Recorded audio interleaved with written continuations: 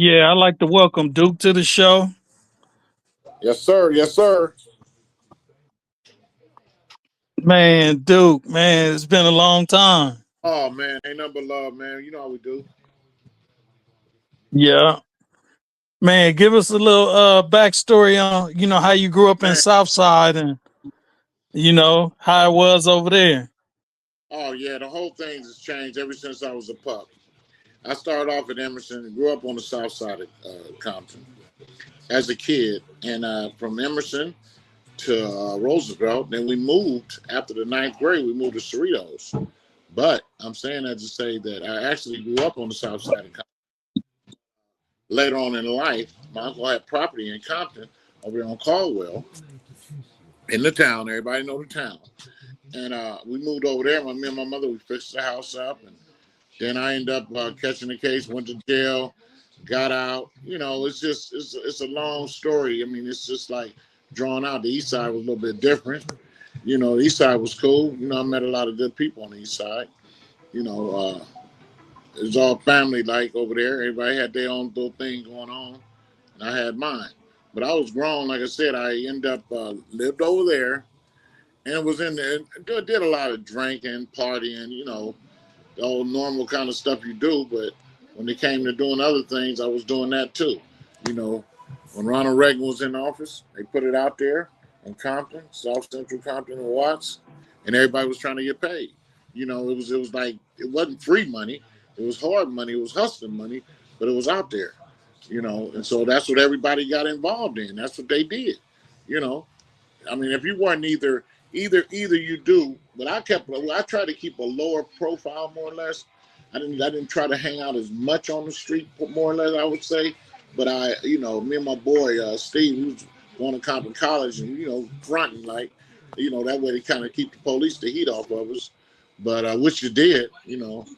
But a lot of the old friends and stuff like that, they either locked up or buried dead or whatever, and it's just something how we grew up in that little area over there. But it was cool. A lot of you got to realize back in the 80s and 90s, a lot of people ventured out, moved out.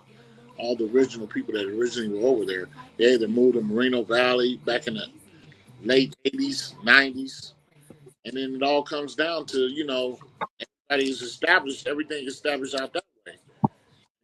It's weird, man. How God has really brought me. I'll just put it like that. Bottom line is, God has brought me from hell and back. And now that I'm 64 years old now, so my whole thinking process has changed, which is, I'm like I said, I'm a miracle. I'm a walking miracle, and I thank God for that. So, other than that, Bone, what you got to say about that? You remember me from back in the day. Man, I witnessed it, man. I witnessed you, do a complete 180, man, and I'm proud of you, man. God Look, is even when you was walking on the dark side, man, you still was my guy. You know what I mean? That's right. Look, I had met you when I used to come around the corner and go to Ricky Franklin house and Birds. help him with his pigeons. I used to watch him fly his birds because Yeah. I had grew an interest in pigeons and started raising pigeons when I was 11 years old. And Yeah. then I met Ricky Franklin, and man, it was like Disneyland at his house. Right. Right. Right. Yeah.